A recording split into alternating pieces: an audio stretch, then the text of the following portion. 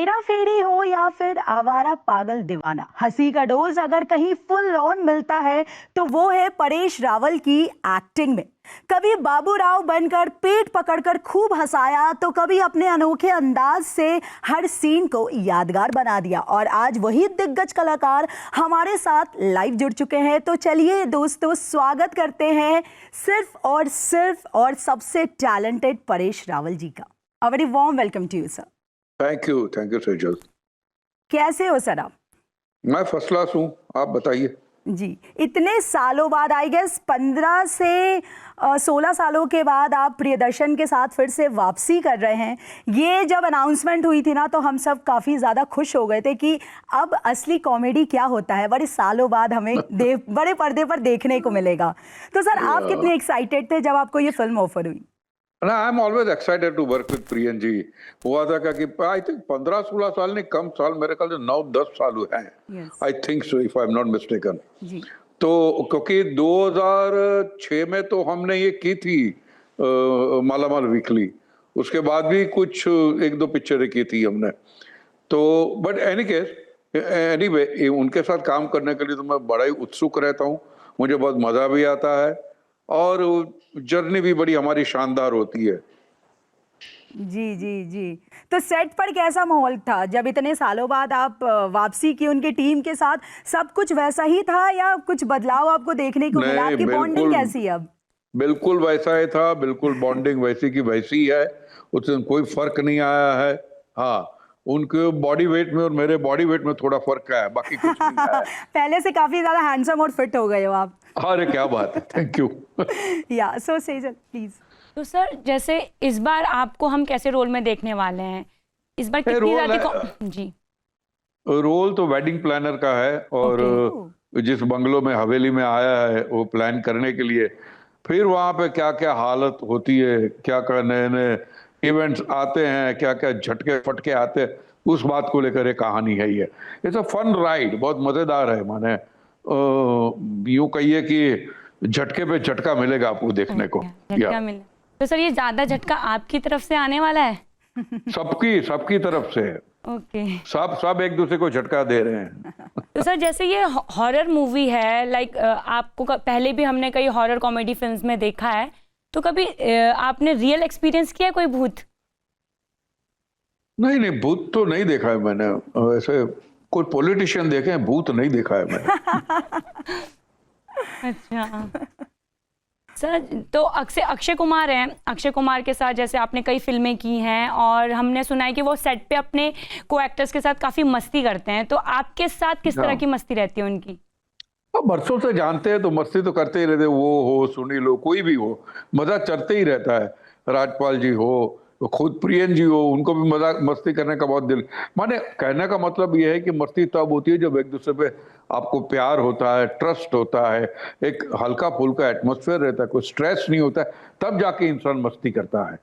तो that shows कि कितनी वो उसका जो टेम्परेचर है या जो माहौल जो है सेट पे कितना ईजी था, कितना मजेदार था, कितना मीठा माहौल था। जी अच्छा, जैसे कि आज के टाइम में ऐसा हो गया सर, मेरा नाम सोनाली है, मैं आपसे जानना चाहूँगी कि हर मूवी ना डायरेक्टली इनडायरेक्टली कोई ना कोई मैसेज देती ही है, क्योंकि ये हॉरर कॉमेडी मूवी है। लोग जाएंगे इसे थिएटर में देखने, एंटरटेन होके ही आएंगे, बट ऑब्वियसली बात है जब इतने सारे दिग्गज कलाकार हैं तो बहुत कुछ सीखने को भी मिलेगा। तो ये मूवी क्या मैसेज देगी? ये मूवी तो यही मैसेज देते कि आप अगर आप चाहो तो अच्छा सा फैमिली एंटरटेनर बना सकते हो, गाली गलौज के बगैर, किसी डबल मीनिंग के बगैर, किसी वल्गर बातों को कहे बगैर, अच्छी सी एंटरटेनिंग फिल्म बना सकती जो पूरा फैमिली साथ बैठ के देखे। वरना हमने देखा है ओटीटी का जब हुआ शुरू तो पता भी नहीं चलता था फैमिली वाले कहाँ जाए। जी। आप बाहर तो नहीं जा सकते, तो कोविड के टाइम घर में ही बैठना था, तो एक रूम छोड़ के दूसरे रूम में भागना पड़ता था। ऐसे तो ये फिल्म ये मैसेज देती कि अगर डायरेक्टर अच्छा है, डायरेक्टर को अपने क्राफ्ट पे, कहानी पे भरोसा है, तो उसको ये सब चीजें करने की जरूरत नहीं है। ये सबसे बड़ा मैसेज तो ये है। अच्छा, जो जी सर जैसे अभी आपने ओटीटी का बताया, तो इसके बारे में, जैसे सिनेमा और ओटीटी की अब ऑडियंस भी बहुत अलग अलग हो गई है, तो इसके बारे में क्या है आपका? ओटीटी की वजह से फायदा भी बहुत हुआ है। कुछ फिल्में जो अनफॉर्चुनेटली रिलीज नहीं हो पाती थी, वो भी होने लगी है। कुछ फिल्में और ओटीटी पे जाने के बाद क्या पता नहीं चलता है ना, बेटी विदा हो गई, ससुराल में उसके साथ क्या हो रहा है आपको नहीं पता है, तो पता नहीं हिट है फ्लॉप है आपको पता ही नहीं चलेगा कभी भी। तो इज्जत बचती भी है, और बाद में जब लोग बात करते हैं तो अच्छा भी लगता है कि नहीं भैया फिल्म हिट है ना। कहने का मतलब यह है कि ओटीटी के आने के बाद फायदा, क्योंकि ओटीटी ने बहुत सपोर्ट किया है नए यंग डायरेक्टरों को, नए यंग एक्टरों को बहुत ही सपोर्ट किया है। उसकी वजह से एक हौसला बढ़ा है, जितने भी टैलेंटेड लोग हैं, जो क्रिएटिव माइंड है, उनको बहुत अच्छा लगा है। बहुत जरूरी है ओटीटी का रहना, तो ये तो अच्छा ही हुआ है। और दूसरी बात, लोगों का टेस्ट भी बदला है, उसमें सुधार आया है। जब हम देखते हैं कि भैया दुनिया भर में इस किस्म का काम होता है, तो वाई शुड वी एक्सेप्ट सब स्टैंडर्ड वर्क यहाँ पे। तो ये भी लोगों को बात समझ में, जो कोविड के 2-2.5 साल में जो लोगों ने वैरायटी ऑफ एंटरटेनमेंट देखा है, अलग अलग दुनिया भर का सिनेमा देखा है लोगों ने, तो लोगों का टेस्ट भी सुधरा है। ये सबसे बड़ी पॉजिटिव साइड हुई है ओटीटी की वजह से। ओटीटी मेरे हिसाब से इस आप नेसेसरी इविल कहिए, जो भी कुछ कहिए, रहना बहुत जरूरी है। Yes yes yes. अच्छा, जैसा कि अभी आपने लॉकडाउन की बात की, तो फिर से ये चर्चा बहुत हो रही है, खबरें आ रही हैं कि शायद एनर्जी लॉकडाउन हो सकता है। जो सिचुएशन चल रही है वर्ल्ड में, जो वर्ल्ड वॉर 3 जैसी सिचुएशन चल रही है, तो सर इस पर आप क्या कहना चाहेंगे? अरे भैया मुझे जानकारी कुछ नहीं है, मैं वैसे बाकी के लोगों की तरह पंडित बन के घूम नहीं सकता। मेरी अकल कम है, मेरी जानकारी कम है, मेरी समझ कम है, उसके अंदर मैं कुछ भी बकवास कर दूं अच्छा नहीं रहेगा। जो है, जो लोग बैठे हैं, जानदार समझदार लोग बैठे हैं, उनकी बातें सुनेंगे, वो बाद में जो होगा वो होगा, देख लेंगे, झेल लेंगे। हम हिंदुस्तानी है, किसी भी परिस्थिति का सामना हम अच्छे से कर सकते हैं, तो कर लेंगे। सो सर, इस इंटरव्यू का एक और बड़ा सवाल है, ये हम दोनों, सेजल और सोनाली दोनों की तरफ से होगा कि हेरा फेरी 3 कब आने वाली है? हेरा फेरी डेफिनेटली आने वाली है। आई थिंक ज्यादा से ज्यादा नेक्स्ट ईयर, पक्का, क्योंकि अभी ये साल तो आधा तो चला गया। Yes yes. और तैयारी होगी, ये सब नेक्स्ट ईयर आ जाएगी। यस। तो सर, जैसे इस बार हेरा फेरी 3 में जो बाबूराव का अंदाज है वो कैसा दिखने वाला है? वही धोती कुर्ता वाला अंदाज दिखेगा या किस? भाई वो तो चेंज नहीं कर सकते, जैसे आप गीता का श्लोक चेंज नहीं कर सकते, वैसे बाबूराव की धोती अब चेंज नहीं कर सकते। बिल्कुल। या तो पहले के मुकाबले इस पर ज्यादा कॉमेडी है या किस तरह का दिखने वाला है हेरा फेरी 3? नहीं, वो तो जैसे कहानी बनेगी उस हिसाब से होगा, लेकिन वो पहले से कि भैया नहीं ये 4 किलो कॉमेडी रहेगी, 5 किलो ट्रेजेडी रहेगी, ऐसा कुछ नहीं होता है। जी। अच्छा सर, बाबूराव के इमेज में क्या आपको कभी ऐसा लगा कि आप ट्रैप हो गए हैं?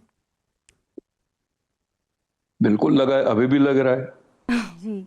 तो इस चीज को आप कैसे लेते हैं? पॉजिटिव लेते हैं या फिर लोगों का ये प्यार है या नेगेटिव? नहीं, लोगों का प्यार तो सर आंखों पे है, तो मैं वही सोचता हूँ कि लोग इतना प्यार देते हैं, तो लोगों को भी मेरी तरफ से कुछ थोड़ा सा अलग जाना चाहिए। बाबूराव का किरदार वैसे ही रखते हुए उसको कहानी के अंदर कुछ अलग करके लोगों को देना चाहिए, कि बाबूराव के अलग पहलू भी दिखना चाहिए लोगों को। मेरा कहने का मतलब ये है कि अगर मैं ये करता हूं तो मैं ये भी कर सकता हूं। आप देखिए मुन्ना भाई MBBS देखिए, और लगे रहो मुन्ना भाई देखिए, जी। लगे रहो मुन्ना, कैसे दूसरे हालात के दूसरे अलग बैकड्रॉप के अंदर उन्होंने रखा था। ये इस लेवल की बात कर रहा हूं मैं। Yes yes. एक आर्टिस्ट जब इतनी बड़ी आर्टिस्ट की को, दूसरी बात क्या, फिल्म को फायदा ही होगा, इतनी बड़ी गुडविल है बाबूराव के कैरेक्टर की। मैं अगर कंजर्वेटिव मेरा गैस हो तो भी कम से कम 500 करोड़ की गुडविल है बाबूराव के कैरेक्टर की। उसको आप अलग जर्नी दे दो, अलग दिशा में लेके जाओ। मैं नहीं कहता सिर्फ बाबूराव ही बाबूराव, ऐसा नहीं। ये पूरा ये जो तीनों जो हैं, ये तीनों ब्रह्मा विष्णु महेश जो है, तीनों को आप लेके जाओ, पर अलग जर्नी होनी चाहिए, तो लोगों को भी मजा आए। बिल्कुल। सो परेश रावल का फेवरेट जॉनर क्या है? आपको किस तरह के किरदार में सबसे ज्यादा मजा आता है या आप एंजॉय करते हो? कॉमेडी हो, सीरियस हो, इमोशनल हो? नहीं, मुझे वही रोल करने में मजा आता है जो मुझे पहले तो चैलेंज करे, मुझे डर लगे, खौफ लगे कि भैया मैं कर पाऊंगा या नहीं कर पाऊंगा, या मेरी इज्जत निकल जाएगी या मिट्टी पलीत हो जाएगी। उस किस्म के जो रोल होते हैं उसमें ज्यादा मुझे मजा आता है। यस यस या फिर वो जैसे कॉमेडी हो, ट्रेजेडी हो, जो भी कुछ हो। तो जैसे आपने बताया कि चैलेंजिंग रोल्स होते हैं, तो अभी तक हम इतने सालों से आपको ऑलमोस्ट हर एक किरदार में हम लोग देख चुके हैं, राइट? तो आपको अभी भी ऐसा लगता है कि कभी कोई किरदार मिलता है कि तो थोड़ा सा घबराहट कि मैं कर पाऊंगा कि नहीं? हाँ, कभी कभी ऐसा होता है, डेफिनेटली होता है। ओके। या तो सर कोई एक पर्टिकुलर कोई रोल हो ऐसा जो इसमें आपको लगा हो? वैसे देखिए, ओए लकी लकी ओए में मुझे लगा था। ओके। फिर मुंबई मेरी जान में मुझे लगा था। फिर स्टोरी टेलर जो आई थी अनंत महादेवन जी की, उसमें मुझे लगा था। इवन कुछ हद तक तो मुझे तो ताज स्टोरी है उसपे मुझे लगा था, कुछ हद तक, ज्यादा नहीं पर कुछ हद तक मुझे लगा था। अच्छा सर, क्या आपको रोमांटिक फिल्में करना पसंद नहीं? हाँ? हम आपको रोमांटिक फिल्में करना देखना चाहते हैं। क्या आपको रोमांस पसंद नहीं? रोमांटिक माने पेड़ के आगे पीछे भागना या गाना गाना, उसके ये हमने रोमांस गोलमाल किसी में को प्यार तो रोमांस तो कितने कई किस्म के होते हैं, बिल्कुल पसंद है, बट वो मैच्योर रोमांस होना चाहिए, यू नो। एक वो उस कैसा किस्म का नेचुरल नहीं, रोमांस मैं होता है सर समझ। आपके अकॉर्डिंग? हाँ, नेचुरल रोमांस कैसा होना चाहिए? डेप्थ हो जिसके अंदर, फीलिंग्स हो। खोखलापन न हो जिसके अंदर, जी जी। सेक्स हो लेकिन वो सेक्स तीसरा थर्ड या फोर्थ स्टेप हो, हार्मोन ड्रिवन न हो। जी बिल्कुल। सो सर, आप इतने सालों से इंडस्ट्री में हैं, आपको क्या लगता है कि पहले के टाइम में और अब के टाइम में सिनेमा के मायने आपके अकॉर्डिंग कितने बदले? बहुत बदले और बहुत तरक्की हुई है, मैं समझता हूँ, क्योंकि फॉर्चुनेटली मैं वो टाइम देख सका हूँ कि जो नए नए डायरेक्टर आए, नए राइटर आए, नए एक्टर आए हैं, नए नए फोटोग्राफर, ये बहुत ही पॉजिटिव चेंज आया है और बहुत ही तरक्की वाला चेंज आया है। तो हम लोग बिल्कुल फॉर्चुनेट है कि हम उसी समय का हिस्सा है अभी भी। नहीं तो अगर 1890 में होता तो माने घुट के मर गए होते। तो क्या परेश रावल को ये पापराजी वाला कल्चर पसंद आता है? नहीं यार, मुझे नहीं पसंद आता। आप पैप कतई ढोना पसंद पसंद नहीं करते आता हो? है। क्या पापराज है? हाँ, आप पैप ढोना कहीं पसंद करते हो? अगर अचानक से एयरपोर्ट से आप निकले और पापराजी कैमरा पर्सन आ गए तो आपका क्या रिएक्शन होता है? रिएक्शन तो मुझे गुस्सा आता है। अच्छा, वो तो बेचारा अपना रोटी कमाने के लिए कर रहा है, जी, लेकिन जी, मुझे कभी ये लगता है क्यों कर रहा है यार, इससे क्या फर्क पड़ता है। और एयरपोर्ट लुक, अच्छा मैं ऐसे ही अभी भड़ास जी। निकाल रहा हूँ, एयरपोर्ट लुक क्या होती है यार? एयरपोर्ट लुक, गाड़ी वाली लुक, बस वाली लुक, ये क्या होता क्या है यार? अलग अलग किस्म के सब निकाले, तुकबंदी की है, मीडिया वाले करते और हमारे वाले भी बेचारे गली बले आ जाते। हाँ, एयरपोर्ट क्यों इतना एयरपोर्ट? अरे तेरे को फ्लाइट में आराम से, लंबी फ्लाइट है, आराम से बैठना है, ये क्या सच धज के जा रहा है दूल्हे की तरह? तो ये सब लेकिन आ जाते हैं लोग, बहका गली बल है, सीधे कपड़े, जो कंफर्टेबल कपड़े पहने हो बस। यस। तो आपको कभी एयरपोर्ट किसी लोग, मैनेजर ने कहा, आपके मैनेजर ने, कि सर आप एयरपोर्ट पे मेरा जा रहे हो? मैनेजर ही एयरपोर्ट नहीं है, मेरा मैनेजर ही नहीं है ऑलमोस्ट 30 साल से। ओह, तो सर सारी चीजें आप खुद ही मैनेज करते हैं फिर? मैं खुद करता हूँ, खुद ही करता हूँ। Great, such an inspiring. तो सर इसमें आपको कभी कुछ ऐसे डिफिकल्टी नहीं होती कि लाइक आपको शूटिंग भी करनी है और फिर? नहीं, बिल्कुल आसान रहता है। ओके। और मैं एक बात ये भी कर दूं, मेरे पास डायरी भी नहीं होती है, आई रिमेम्बर। ओह। या तो सर अब मूवी पर आते हैं। मूवी शूटिंग के दौरान कभी कुछ आप लोग के साथ कोई एक ऐसा वाकया हुआ कि लगा कि हाँ सच में कुछ तो नेगेटिव एनर्जी होती है दुनिया में? हाँ यार, ये जब हम चोमू पैलेस से, क्या जब भी अब पुरानी जगहों पे जाते हैं तो कोई ना कोई तो होता ही है। अभी मजाक कर रहा होता है, प्रैंक कर रहा होता है, भैया इधर ये हुआ तो इधर से ये खुदकुशी कर ली थी, इधर रात को निकलना मत, घुंघरू की आवाज सुनाई देगी। अरे यार समझ में नहीं आया, ना घुंघरू सुनाई दी है ना कुछ नहीं बड़े। अरे मैं तो वैसे भी मानता नहीं हूँ। मुझे ये पता है कि कुछ तो पावर रहती होगी, कुछ तो है नेगेटिव एलिमेंट, कुछ तो होंगे दुनिया में, लेकिन मेरा कभी पाला नहीं पड़ा है और मैं ज्यादा उस बारे में सोचता नहीं हूँ, क्योंकि मैं सोचूंगा तो मुझे हर जगह भूत दिखेंगे, फिर इंसान में भी भूत दिखेंगे मुझे। अच्छा, किसी ने सेट पर आपको कभी डराया, कुछ ऐसा? अक्षय कुमार ने कभी कोई ऐसा प्रैंक किया, जैसा कि अभी सेजल ने पहले भी पूछा था? क्योंकि नहीं, उनका नहीं। प्रैंकस्टर है वो, उनका प्रैंक ना जग जाहिर है। वो सुनील, ये सब एक से एक प्रैंकस्टर है। जी जी। आप बड़ा तीनों जब मजा आता है। जी, आप तीनों जब साथ होते हैं तो सबसे ज्यादा लेग पुलिंग किसकी की जाती है? मैं करने देता हूँ ताकि उनको मजा आए। मैं भी खेलता हूँ, जैसे वो खेलते मैं भी खेलता हूँ। Lovely lovely. सर, तो जैसे अभी ये हॉरर मूवी है, अभी आप भूत बंगला कर रहे हैं, फिर हेरा फेरी आपकी प्रियदर्शन जी के साथ आ रही है, तो नेक्स्ट अब हम आपको और किस प्रोजेक्ट में देखने वाले हैं आगे? Welcome to jungle. Welcome to jungle. Like sir, वो भी कॉमेडी जॉनर है, तो कुछ उससे हटके, वो तो- कॉमेडी से हटके। तो भरपेट 42 आर्टिस्ट है, इतनी बड़ी असेंबली वाली पिक्चर में मैं पहली बार हिस्सा बना हूँ। ह्यूज फिल्म है यार, वो तो कितने लोग हैं उसमें। जी, कैसा माहौल होता है सर सेट पर जब इतने सारे हो। आर्टिस्ट हो? तो किससे बात करे नहीं करे, कोई मिस हो गया, अरे तुमसे तो मैं मिल ही नहीं पाया, आज मिला हूँ, क्या माहौल होता है? नहीं, सबसे मिलना जुलना हो जाता है। बहुत बहुत मजा, बहुत। अरे उसमें जॉनी लीवर साहब है, अरशद वारसी है, हाँ, एक से एक बहुत मजा आता है। तो तुषार है, किकू शारदा है, कृष्णा है। जी जी अरे मैं बोलता हूँ एक से एक, सब ह्यूज असेंबली, एंड सब चैंपियन लोग हैं अपने अपने फील्ड के। अच्छा, परेश रावल के अलावा अगर हम परेश रावल से पूछें कि कॉमेडी में आपको सबसे ज्यादा कौन पसंद है स्क्रीन पे, तो आप किन का नाम लेंगे? ओमपुरी। एंड वाई सर, मैं ये पूछ ही नहीं सकती क्यों। अरे भाई ये बहुत बहुत कमाल, जी जी जी जी। बहुत कमाल एक्टर थे। वो ही वाज फ्लोइंग। क्या एक चीज आपको उनकी बहुत भाती थी? मैं बोला ना, ही वाज फ्लोइंग, कभी भी ये नहीं लगे, और जहां रुकना है वह बहुत बारीकियां बहुत होती थी उनकी कॉमेडी में।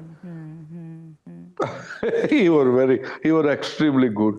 What a human being. उफ। क्या आपने कभी उनके सामने ये कहा है, कन्फेस किया है कि आप मेरे फेवरेट हो?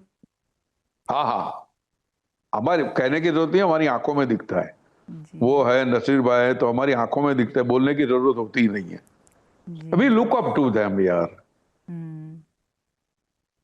अच्छा, आजकल के जो एक्टर्स हैं उनमें आपको सबसे अच्छी कॉमेडी किसकी लगती है? चाहे वो टीवी के एक्टर हो, चाहे मूवीज कर रहे हो। दोनों हाथ जोड़ के सुनील ग्रोवर साहब। ओ, अग्री, +1। Totally agree. बाप रे, क्या एबिलिटी है यार उनकी तो।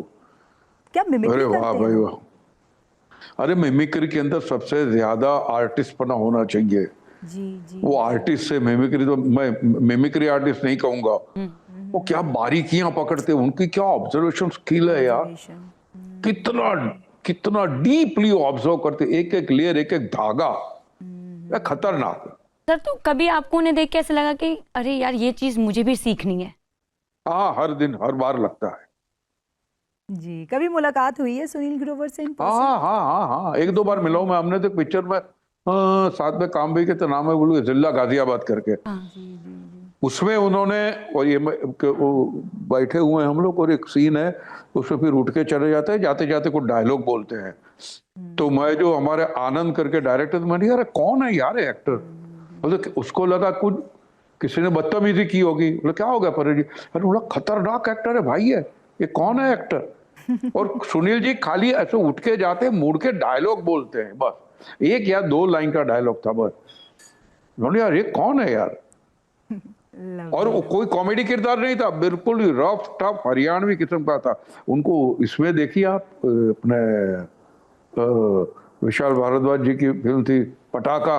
सर, तो आप ये बताइए, फिल्म में आप ऑडियंस को भूत बंगला क्यों देखनी चाहिए? हम it's a clean clear cut family entertainer, it's a unique horror film जो आपको देखनी चाहिए, because it's a unique horror film, that's why. चलो बहुत बहुत शुक्रिया सर, आप हमारे साथ जुड़े, इतना टाइम दिया। बाकी बहुत आगे भी time आपसे है। बातचीत करते रहेंगे हम। बाकी जाते जाते आप अपने फैंस को, हमारे दर्शकों को प्लीज़ ज़रूर बताइए कि जब वो ये मूवी देखने जाएंगे तो क्या कुछ उनको नया खास देखने को मिलेगा परेश रावल में।